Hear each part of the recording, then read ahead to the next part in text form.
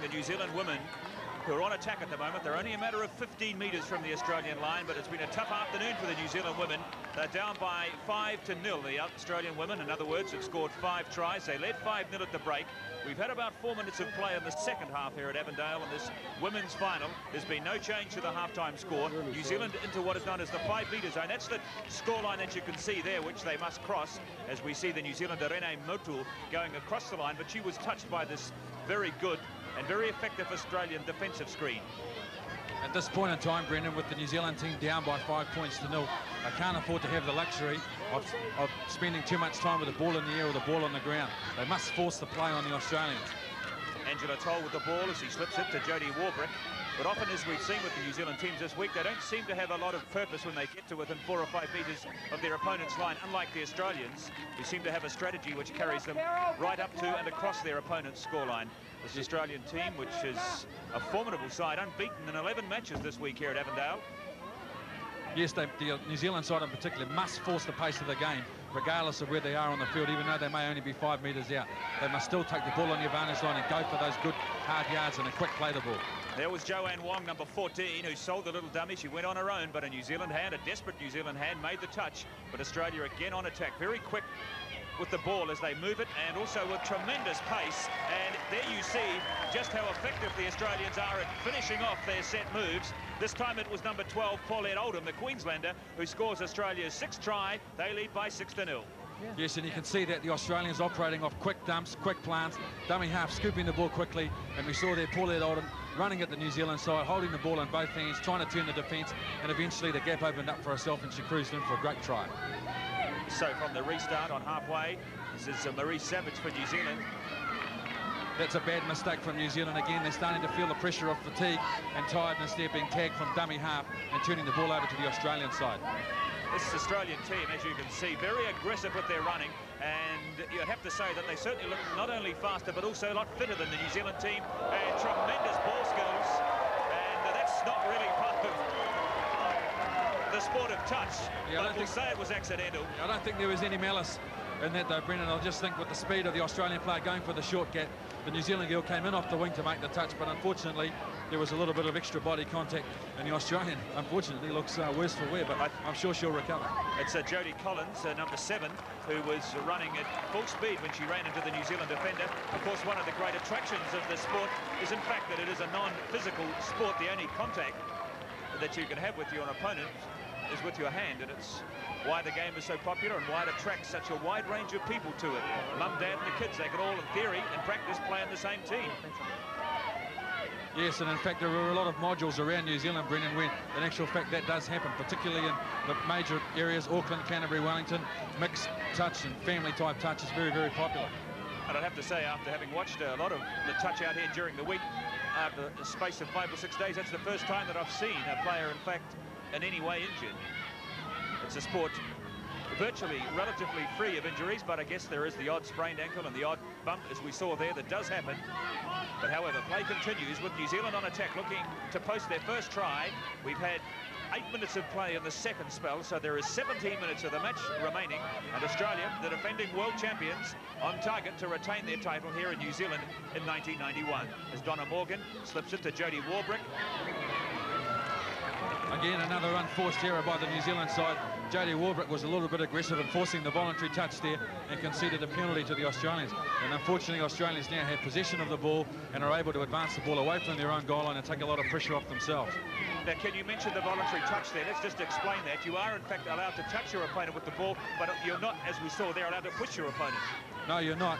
What constitutes a touch now under the new rules laid down by the World Touch Federation is that as soon as any form of bodily contact, whether it's initiated by the attacker or the defender, is made, it constitutes a touch. So New Zealand slowing the game down as they try and weave their way through the Australian defence, but it's very tight, this Australian defence. They're not only very sharp in attack, but they're also very effective in defending their own line. Oh, yes, as is typical with all Australian sides, they're very, very competitive and they play the game very intensely. We see here, note the difference in the speed of the play the ball in the Australians in comparison to the New Zealand. The touch is made, ball down, and the runner's there straight away. This is Erin Vickery with the roll ball. Australia infringe and New Zealand receive the penalty tap, and a fresh set of 6 taken up by Angela Toll. Slip to Stephanie Scott. Angela Toll again, and the New Zealanders, I think, running out of a bit of steam here as they slow the game right down. I think it's not because it's a deliberate attempt on their part to slow the game down. I simply think the Australians have run them off their feet. Yes, definitely, Brendan, and it's been a very, very hard week of this 4 or 5 days of playing touch at this level of competition. It does take the toll on the players. New Zealand and Australian teams meeting today for the 3rd time this week. They met twice in the 2 rounds of round-robin play. New Zealand going down 4-2 and 1-0, but Australia having much the better of this match, leading by 6-0 at the moment. And again, you see the tremendous speed with which they take the ball up. Yes, it's a feature of the Australian play, the way that they've got that ability to very quickly complete a set of 6 and advance the football with good yardage out away from their own line. Taken up by Leanne Walker for New Zealand, 15 metres from the Australian line. Marie Savage there for Erika Ketasoma. A little gap there for Ketasoma, and slips it across to Marie Savage, but I think the pass was forward, or was the touch made? I think the pass was forward there, so it's a turnover to the Australian side. So New Zealand with their best scoring opportunity going begging there, as the pass was forward, finding a little gap in the Australian defence. The score remains at 6-0. Again, the Australians finding no shortage of runners to take the ball up around the play the ball area. And away goes Janine Millen. Janine Millen almost through the gap, number 9. In fact, as a New Zealander, New Zealand-born Australian, Janine Millen, her parents live here in Auckland, watching the match today, and she nearly put another nail in the New Zealand coffin with a tremendous speed, picked up by the New Zealand defence. I think if the New Zealand team are going to put any pressure on this Australian side, they really have to force the pace of the game and probably not look to string too many passes together, but just string quick rucks together one after the other and try and play behind some real good forward momentum. 7 players on the field at any one time, but replacements can be made at any time in the game. Further 7 players in what is called the interchange zone, as away goes Stephanie Scott for New Zealand, but the touch made by the Australian defender. Yeah, it's probably one time in a set of 6 where you can run from dummy half or from acting half. Brendan is on the last, and usually most players try and overrun the mark to give the rest of their teammates an opportunity to regroup behind them.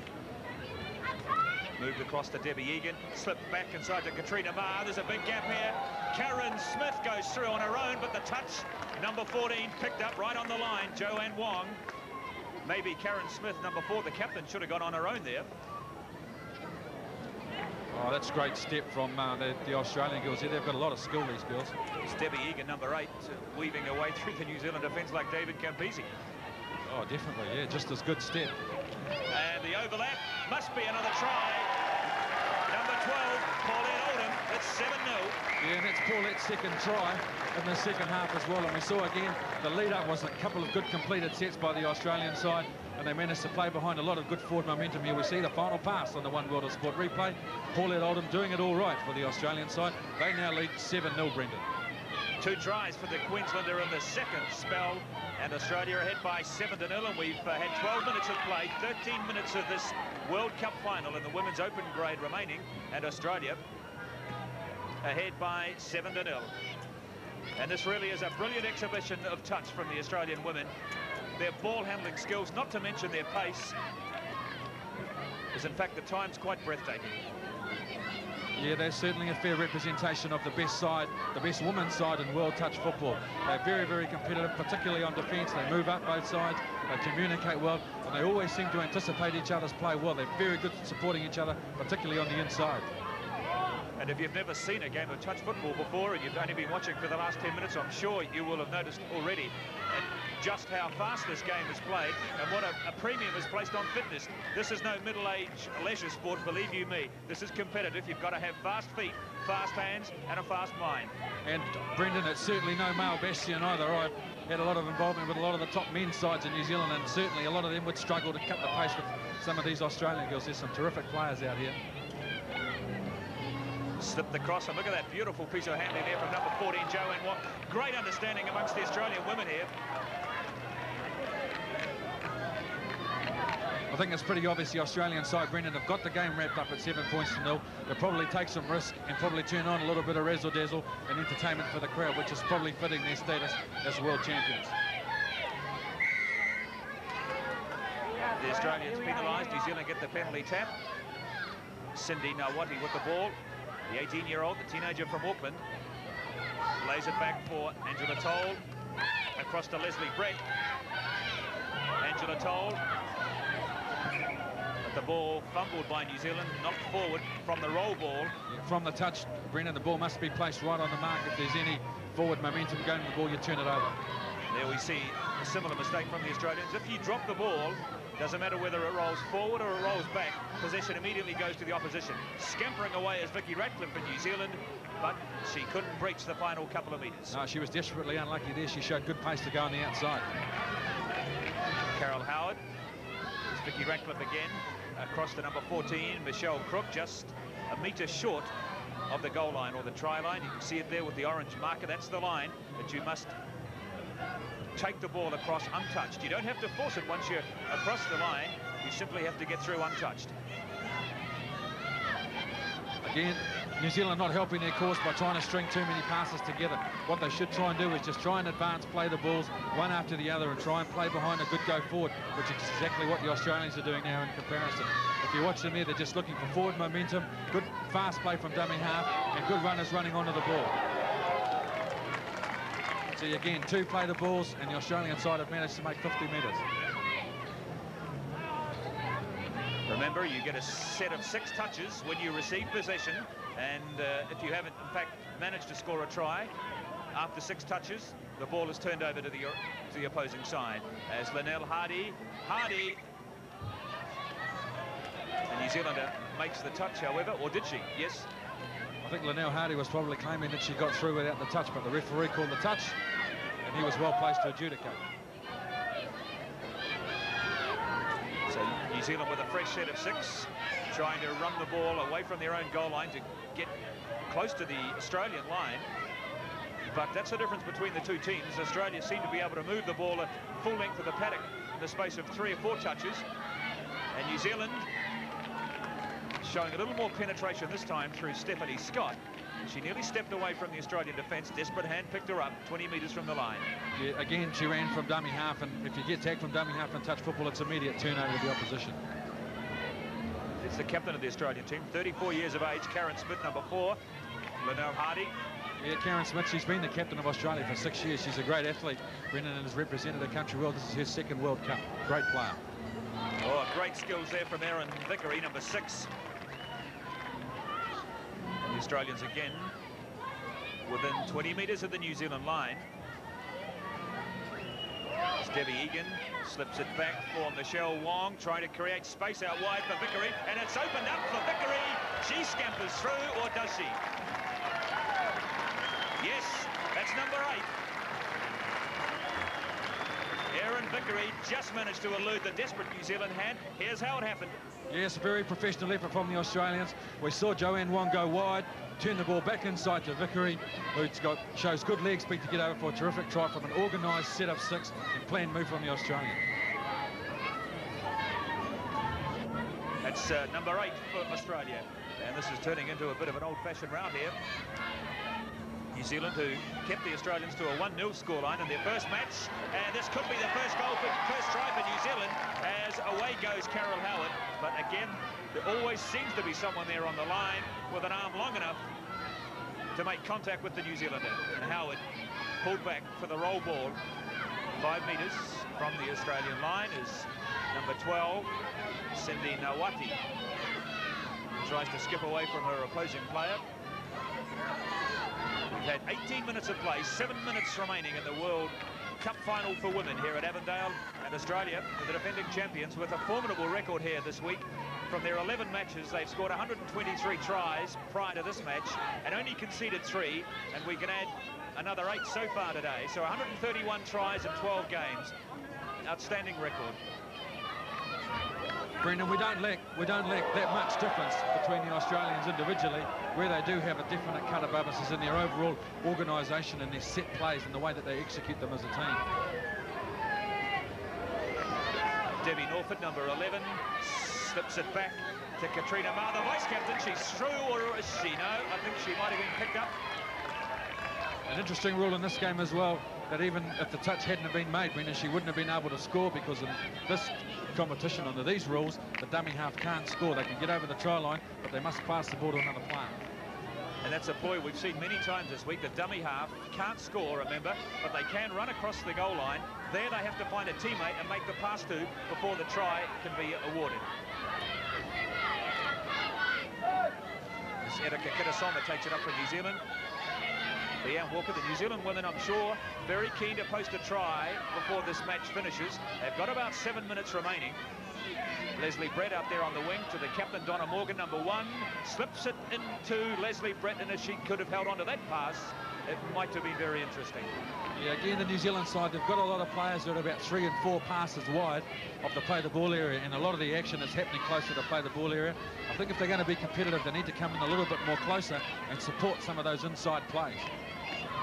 Again, the Australians, in a matter of seconds, sweep literally the full length of the ground as away goes Michelle.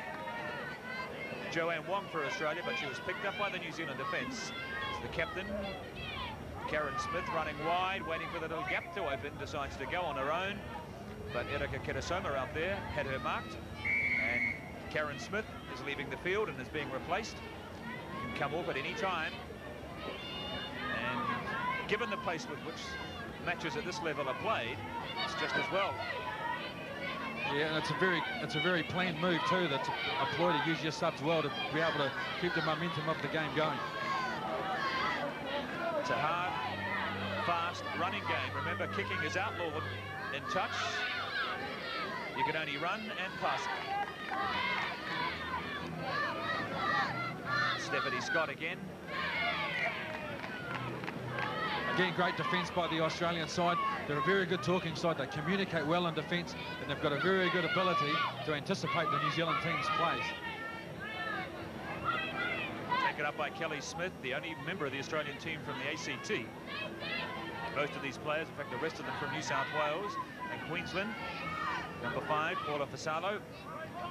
One of the members from New South Wales goes along the Australian chain as far as Joanne Wong, steps away from one New Zealand defender. Wong back inside to Hardy. She's really been a standout player at this World Tournament, young Joanne Wong from the Australian. She's really one of the quick players, one of the fastest players, and she's a great defender. So we've had 22 minutes of play in the second half, just 3 minutes remaining in this women's final here at Avondale. It's 6-0, a chance here for New Zealand. Away goes Renee Moto. She showed great pace to get away on the outside there, Renee Motu, but again, she was shut down by a drifting defence line that the Australians have been using today, and that's been able to close out a lot of breaks. Australia ahead by 8-0, 8 tries to 0, and certain to retain their world title, which they won at the first World Cup tournament on the Gold Coast in Queensland 4 years ago. Across the Renee Moto, and what do they say this time? Yes, the Australians are appealing. The Australians are appealing for the touch. Yeah, I think the touch was just made on the corner there, which was unlucky for the New Zealand player. Carol Howard, who did well to get away on the outside there, but the touch judge on the far side signalled that the Australian player touched the New Zealand girl on the arm, Brendan. Well, the New Zealand team were convinced it was a try. They'd gone back to halfway. The crowd were convinced it was a try, but that's not the way the referee or the touch judges saw it. So the score remains at 8-0. Linnell Hardy with the sun visor. This is Jodie Collins.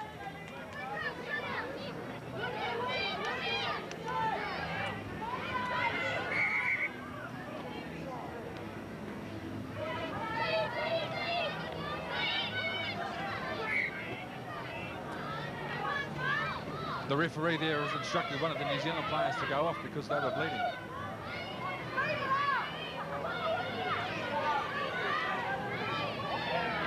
Cindy Nawati sends it back to Jodie Warbrick. Warbrick with a little run of 15 metres. Young Jodie Warbrick, Brendan's had a brilliant touch career in the last 2 or 3 years. She comes from the Reds club in Auckland, which have made a fine contribution to touch football in the last couple of years. Donna Morgan coming back on the angle. The New Zealand wing out there, but the Australian defence Had her covered. It's 8-0 in the last 2 minutes, with Australia playing from left to right and sure of another victory, and certain with this win of retaining their title, and also a perfect record for the week here at Avondale, as their captain Karen Smith steps away from one New Zealander, picked up 20 metres from the line. It's Debbie Egan. Can't get away from Donna Morgan, the New Zealand captain. Yeah, Brendan, I've been very, very impressed with the professionalism displayed by the Australian side. Even though they've obviously had the game won for since midway in the first half, they've really continued to compete at a top level. There's plenty of talking, plenty of communication, and they're very keen to maintain the pace of the game. It's Tracy Burrell. Back to Donna Morgan. Tracy Burrell, but before she can release the ball, the touch is made on her. Leanne Walker across the far side with the ball. But it's the end of the 6 for New Zealand, and so Australia with a fresh set of 6. Plenty of room here, plenty of space for the Australians, as they already make 30 metres, still with 4 touches to go up to halfway. Moving it out to Hardy, slows it down, waiting for her players to regroup. Wong. And one of the few unforced errors coming from the Australians this afternoon. Dropping the ball, and there is the hooter for full time. And joy and delight for the Australian women, who have beaten New Zealand comprehensively by 8 tries to 0, 8 touchdowns to 0 if you like. They led by 5 to 0 at half-time, added a further 3 in the second spell with a superb display of fast open touch. They ran the New Zealand women off their feet. They are the world champions again. They've beaten New Zealand by 8 to 0.